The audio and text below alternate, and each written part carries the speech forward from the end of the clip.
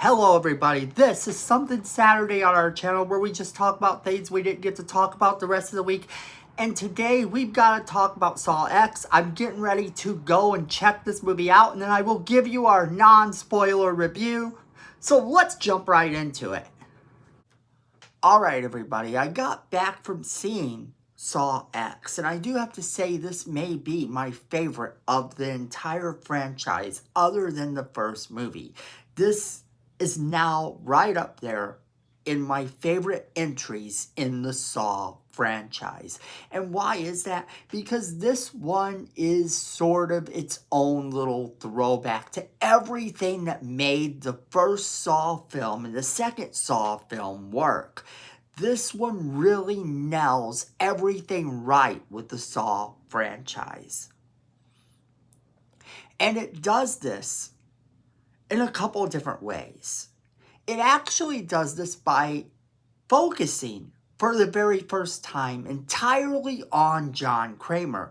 We see John Kramer in this movie from the start all the way to the end, which is something that no other Saw movie has done.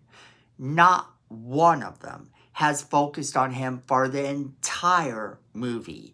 We've always focused a little bit on him through flashbacks, and in some of the movies we got a few more flashbacks than normal. But it has never really focused on him as much as it does in this movie. And for the first time ever, I legitimately feel as though they made Jigsaw even more sympathetic. I mean, there were times with the flashbacks that you sort of understood. You knew where his head was at. You knew why he was doing the things he was doing. This particular time, though, it feels much more dramatic. And the stakes are that much higher that John Kramer becomes the anti-hero in this movie in so many ways. And that is no small feat. To have John Kramer as the main focus of this movie was such a treat.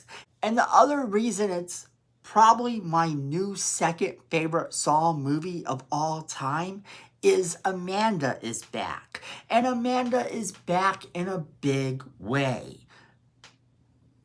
With Amanda being this apprentice to Jigsaw, and us getting to see her once more, it does wonders for her character as well. And then there is the gore. It does not let up on the gore. The gore is there when it needs to be. And for the first time in a long time, the traps feel as though they are brutal but survivable. You might notice that as you go on in the Saw movies, a lot of the traps suddenly stop feeling like they are survivable. This time, you feel as though they are.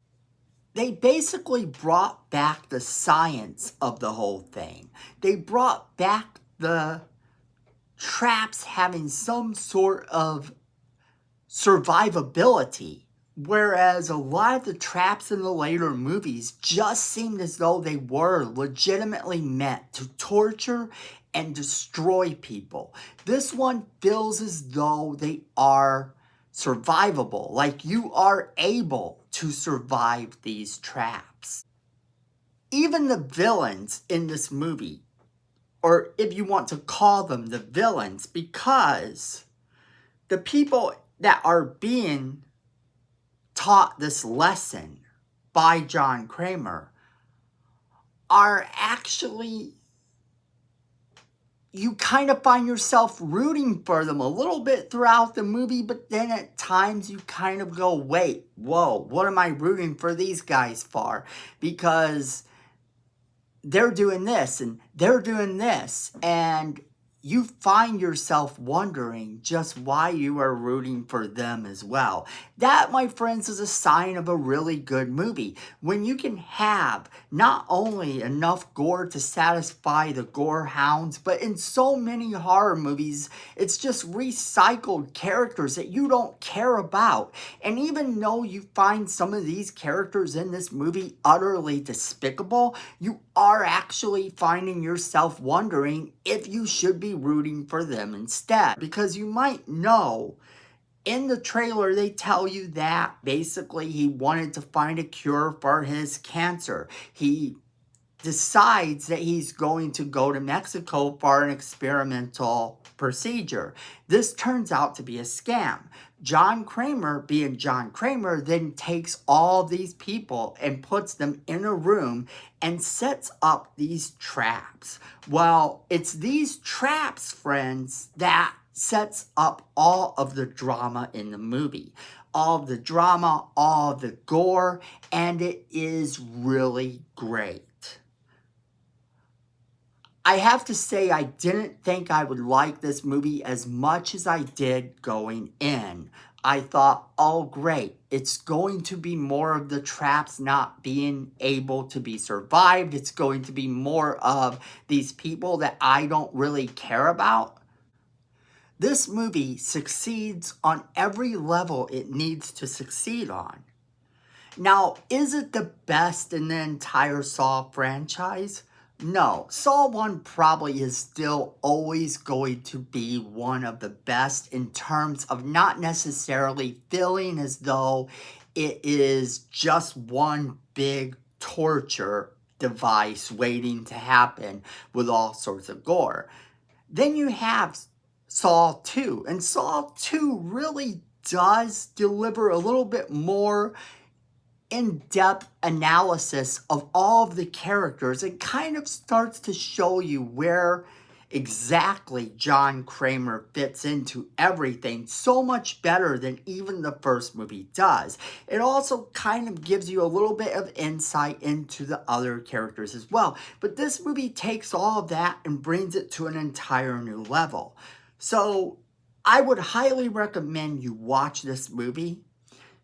I give this movie 4.5 stars, and the only reason it don't get 5 is there are some moments in the movie where it feels as though it moves a little bit slower. Maybe I predicted exactly what was going to go down, but despite being able to predict a few things that would go down, and despite actually being able to predict a few moments in the film, it still delivered when it needed to. So watch this movie. Let me know what you guys think. All right, everybody. So as always, we want to know what you guys think. So go ahead and leave us that comment in the comment box below, letting us know what you think about this movie. If you've seen it, if you haven't seen it, are you excited to see it? Let us know. Make sure to share this video with all of your friends so they can be a part of the conversation as well. Then friends, make sure you're hitting that like button as hard as you can. It helps the channel and it's free. And we appreciate it. Miko says we need more subscribers. And look at this face. You don't want to disappoint Miko. So go ahead and hit that subscribe button. Hit that notification bell while you're down there so you don't miss a single video we do. And then friends, at the end of the day, I know it, you know it, and Miko knows it. Fandom is family.